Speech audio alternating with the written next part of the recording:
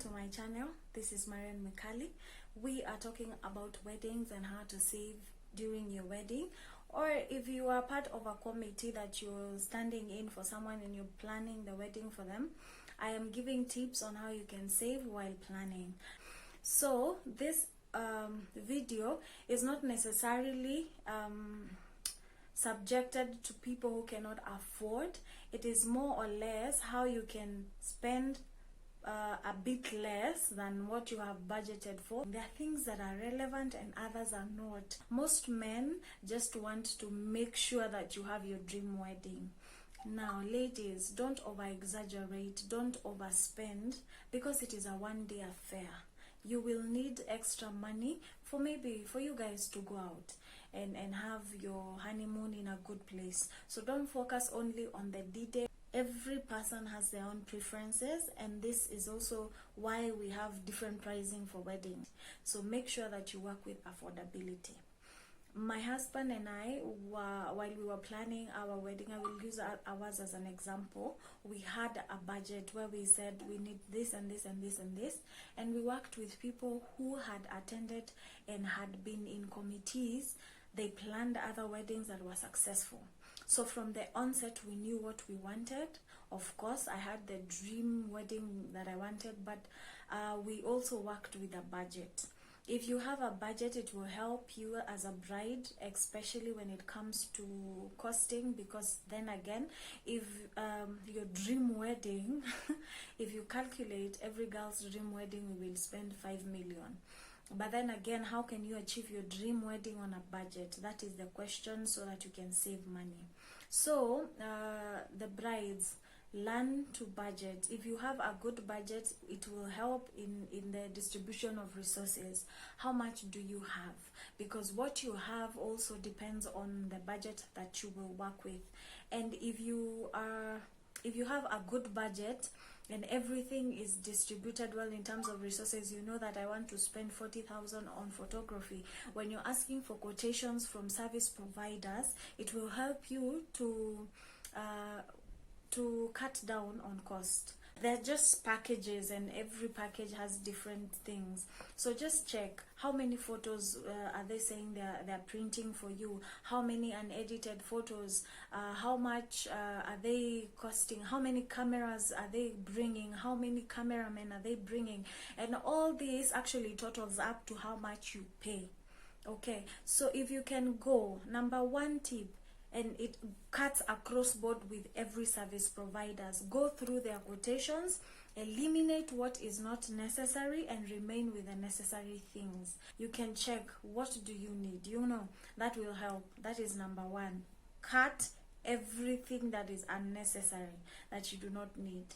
Anything that looks like it's a plus, but then again you don't see the benefits of it, cut it. If you cut it, you have reduced the cost, and I'm telling you, you will save in each service provider like 5 or more, or 10,000. That is number one. Number two, when you're doing decor, comes with tents, but you can outsource for tents. So if we do the calculations, if you want, we are talking about 350 packs. If you're working with 350 packs and you take 3 tents of 100 seaters, so those are 300 people, and another tent for 50 people. So a 100-seater tent goes for 4,500 times 3. That comes to 13,500. If you're working with a 50-seater tent, that's 3,500. You need one for the extra 50 people, and then another 50-seater for the high table. Mix them 2, and that will cost 700. And then you need a cake gazebo, which costs 2,500. The total of that will be 23,000 if I'm not wrong. Now, if you choose another option where you get 200 two-seater tents, you get 2 of them. And that means that you've already calculated for your max, for your 350, and you have extra space for 50 people. One two-seater tent goes for 6,000. If you take 2, that's 12,000. Now we've already finished the nini for everyone, and we have even more space for 50 more people. And then you take one for 3,500 for a 50-seater for your high table, and then a cake gazebo for 2,500. That comes to roughly 18,000. Now, if you compare the two types of cost, one that has taken 100 seaters, 3 of them, and you who has taken 200 seater tents, 2 of them, you spend less by 5,000. So you see, you've already saved, number one, you've saved 5,000, and you've increased space for 50 more people in case you get more guests. Imagine. With chairs, I noticed that service providers also give you alternatives for decors. They tell you the types of chairs they have and how much they cost, so you decide the kind of chairs you want. If you are looking to get something that is nice, again, they cost from as low as 15 shillings to as much as 60 shillings, depending on the type of seats. If you want they're called chavari or chavari, something chairs, which are stylish. I think I'll look for a photo and maybe post it so you guys can see. Those ones are a bit expensive now, so you can get a lesser price. When we're talking about decor, everything that we're talking about requires transportation. One way you can save money, honestly, is your transport. Every service provider was giving us a quotation plus their transport, and when you compare the total transport, we roughly were to use 25,000 for every service provider, because each service provider, depending on where they were coming from, their costs were different. So what we did, we found a pickup for us that did the work for us. So we spent less by 7,000 because we paid. It's like hiring the pickup for a day, but then again, we were talking to him from a personal point of view, so he was our friend, so he wasn't really charging us per se. It's like we were fueling and giving him something small, and it saved us a lot of money. So if you're working with a venue in Kikuyu and you're getting a service provider from Nairobi, then the cost, of course, for example, for transport, he will charge more, of course, because the distance is further, and if it's even further from there, then of course the transport fee will be higher. But if you get a service provider that is in Kikuyu, maybe they will charge you a transport fee of 2,500 as compared to someone who is coming from Nairobi, who will put a cost of 7,000 because they're considering their to and fro. Yeah, so those are some of the things that you can consider in your transport. There are weddings where if you're doing your wedding in Nairobi, you have to send a whole bus and organize transport for people from maybe the rural areas. It's really expensive. Nowadays, matatus are not carrying they're not carrying 14 people, they're carrying 9 people. So if I'm transporting people from Tala, I will need like 2-3 matatus to get people from Tala to Nairobi if my wedding is in Nairobi. You get. So my advice would be, if you can cost them to organize their own transport, it's like the way you can send an invite for you guys are invited to my wedding, and this is the venue and this is the date, so that they can sort themselves. That will be easy because it will save you that money. I know that sometimes, and 70% of the time, you will have to organize transport for your parents, which is important because you see, these are very important people for your wedding. They need to be there. They're the ones, if it's a lady, they're the ones walking you down the aisle. If it's for the guy, they have to stand with you and help you receive your bride even in the altar. So you have to like see the dynamics. If I can organize transport for my parents, that means I'll organize transport for basic 4 people. That's a small car. If I can get ways even where I actually use a relative's car and I just fuel, you see, the price has gone lesser than having to think about people like Akina aunties and such. And if your grandmothers and your grandfathers are alive and you also want them to come, and your parents also are in shags, you can get a 7-seater that can carry your grannies, your parents, and that is really like basically the most important people. So you can talk to your aunties and cause them to organize their own transport if it is possible. Now, while we're talking about transport, I would like to throw in something about COVID weddings, which has reduced the number of people that are attending your wedding. That means you don't need a whole village to come. That means again, your transportation cost goes lower. In transport, again, I need to mention that COVID weddings are a plus, and this is why. And it's another way you can save money. If you're planning your wedding during COVID, you will spend lesser than someone who will do a wedding another time. Most weddings we have been given a restriction of 30 packs, meaning that your food will be less, your transport for relatives will be less, your catering will be less, decor, of course, if you're decorating 30 chairs as compared to someone who is doing 100 chairs, you see, less again. So COVID in itself is an advantage, and it's a tip on saving. If you can get your wedding during this period, you will save a lot of money. But again, I need to add a disclaimer. There are people who are doing COVID weddings, but they are still spending a lot. Because we're working on saving, let's consider the positive aspects of the COVID thing. So it will save you a lot of money. You can do a small wedding, a beautiful wedding, but again at a lower cost. You can spend less. In terms of also expenditure, I know there are people who don't have resources completely, and you still want to have a wedding because you want your wedding to be amazing.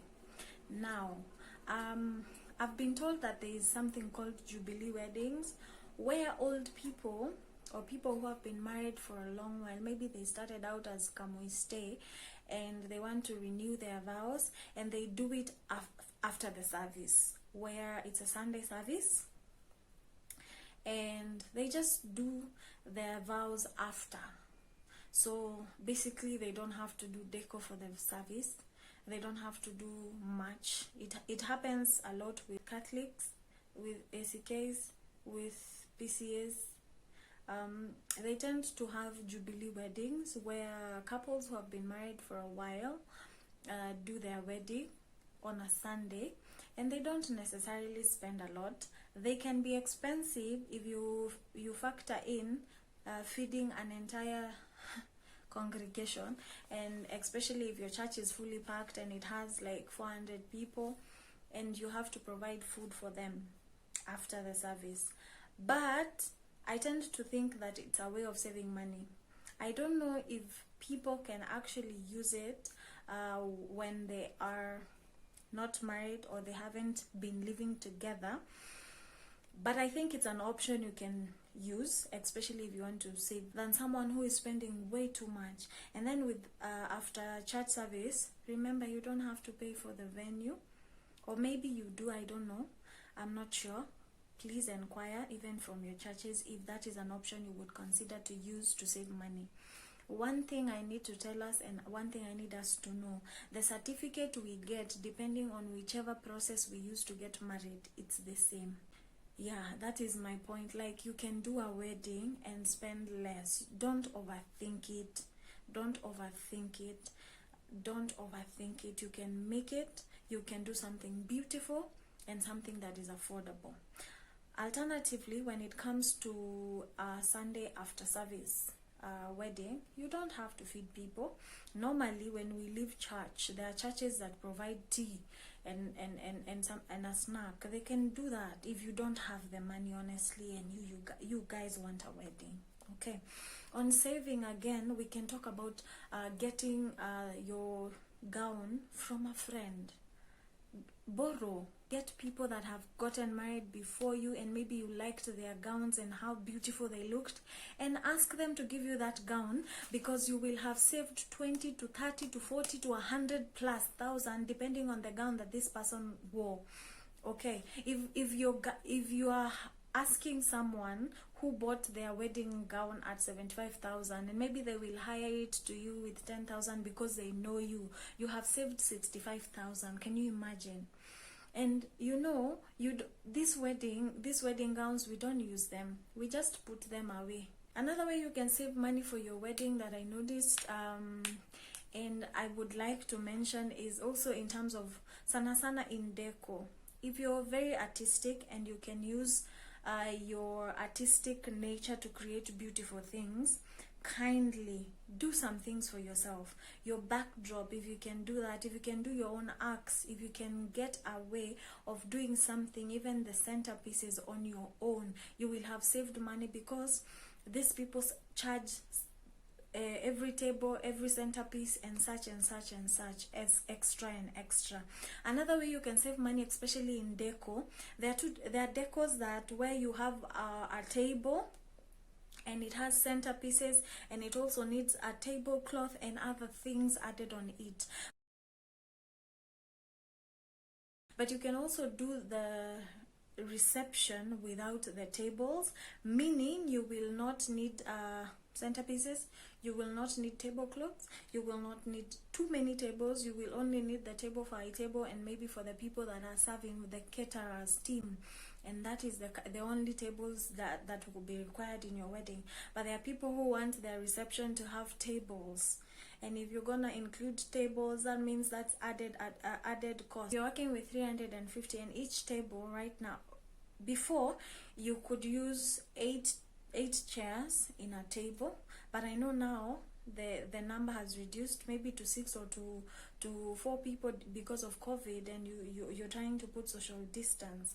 So you can imagine, if a table has 4 chairs, how many chairs and tables will you need to accommodate 350 people? Now, if you've added the number of tables, and then you also put in the cost for the tablecloth, and each cloth has its own price, I think it's 200 or 150, I don't know, and then you add a centerpiece also that is priced depending on the centerpiece, that is another cost added all together. So you are trying to save money, so you can do without the tables and just have a simple setup. I will try as much as possible to get photos so that I can help, so that this discussion can be easy, and so that you guys can understand me. So that's another way of saving money. Just to finish up, this is just an AOB. I noticed that weddings that are done during weekdays have lesser people than weddings that are done in weekends. I don't know how that helps, and I've heard that there are churches that don't allow people to get to have their weddings during weekdays, but it is a plus. If you're doing maybe garden wedding, you can work on a weekday, because you reduce also the number of people that are coming to your wedding. Another thing is, you can make your wedding a private wedding where you only invite relevant people, so that you can also reduce the number and work with a limited number of people. Sawa. Now this one is a tip for people who don't have money completely. Maybe you've tried doing the committees, and you've raised money, and maybe the money wasn't enough, and you're considering other things to be more important than the catering thing. My advice again would be, get someone, if you know someone who can cater for food, but they don't necessarily charge you for labor, you can buy the food and decide, unajua nini, we are cooking pilau, plain rice, whatever, and you have a menu, and this person can cook for you good food. Maybe they do catering, or maybe they don't. And if you can get the sufurias and hire them at a cheaper price, and get someone to cook for you without charging you for labor, then you will spend less. You will spend less when you buy the food and someone cooks for you for free. I know that we have talked about a lot of things, and if you're doing your wedding, kindly try and use some of the tips that we have said, and I hope that you will spend less, and God bless you. Thank you for staying tuned and watching this entire video. It has always been a pleasure to enlighten you, and I hope that you learned something. Leave a comment down below. Tell me what you have picked, and if these tips are helpful, and some of the topics that you would want us to address when it comes to anything wedding. This has and will always be Marion Mikali. Salute.